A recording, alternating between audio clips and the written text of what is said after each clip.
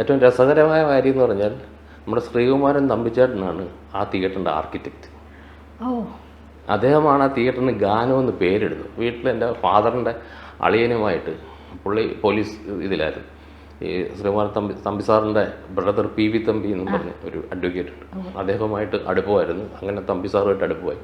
അങ്ങനെ തമ്പി സാറാണ് ഈ ഒരു കൺസെപ്റ്റ്. അപ്പം തമ്പി സാറ് പറയുന്നത് വെച്ചാൽ ഒരു 40 കൊല്ലം 50 കൊല്ലം കഴിഞ്ഞേച്ച് പുതിയ എന്തെല്ലാം മാറ്റങ്ങൾ സ്ഥലത്ത് വന്നാലും ഇതിൻ്റെ ആ ഒരു പ്രൗഢി അതുപോലെ നിൽക്കണം, ആ രീതിയിലായിരിക്കണം നമ്മളുടെ ആ ഒരു.